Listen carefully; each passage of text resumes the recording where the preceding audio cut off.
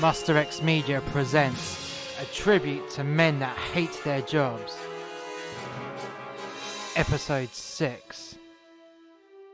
The Kraken Cri ple bitch cunt. You know it's a bad day when you get accosted by a Kraken-looking cripple of a fat fuck bitch cunt. I use those words lightly.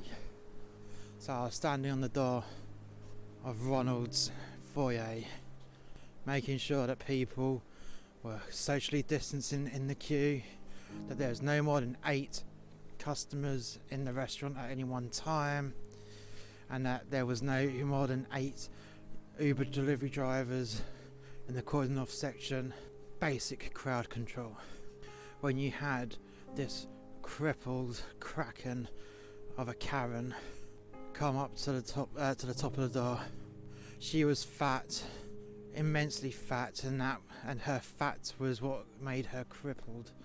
She couldn't walk because she was that fat. She was on one of those little, I say little, on a superside cripple mobile. It even had straps to keep her flab within the confines of the machine. She wasn't wearing a mask. Not that I give a fuck about people wearing masks or not. I'm paid to tell people that if they ain't got a mask, they ain't coming in. Not my rules, but the boss's rules. And she was told those rules by her boss, and that person was told the rules by the local authority, who was told the rules by the local government, who was then told the rules by the national government. That's it. That's how it goes. But this crippled fat Karen made a song and dance because I had the audacity to ask her if she was wearing a mask or not. Not that it would hide her ugliness, because it would just flap over with fat rolls around her cheeks. It was disgusting looking at this piece of shit.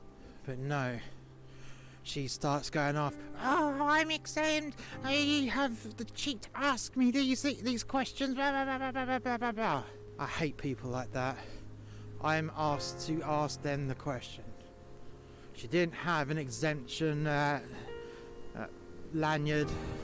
She didn't have anything to indicate that she was exempt. And I'm sorry, but being a fat fucker is not an exemption. There's no way about it as being an exemption. I digress. After that palaver, she demands I open up the disabled toilets for her to go and do whatever she needs to do. "I'm terribly sorry, madam," I said to her. "We're not allowed to open them up." "But I'm disabled." "Yes, that's not quite relevant to the conversation though," I said to her. She was aghast. You could see the anger flowing from her saggy fat cheeks all the way down to her saggy cankles. "I want to use the toilet, I'm disabled," she says.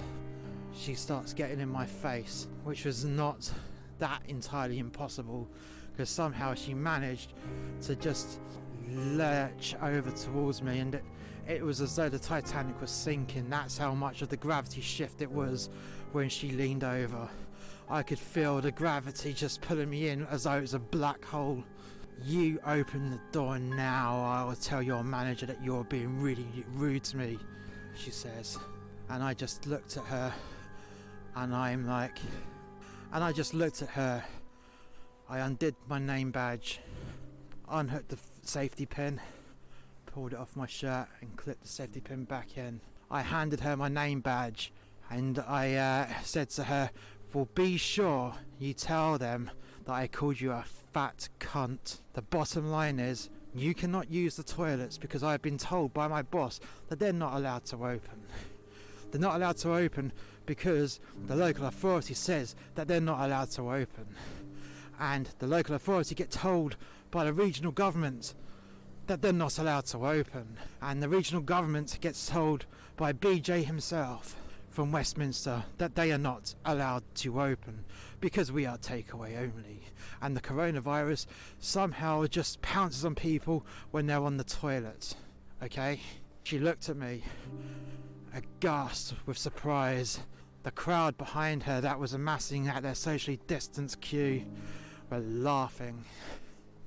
They could see my rage and anger, aimed solely at this fat fuck Karen, and she shut the fuck up, dumped my name badge on the floor, and reversed out, and I never saw the fat fuck again.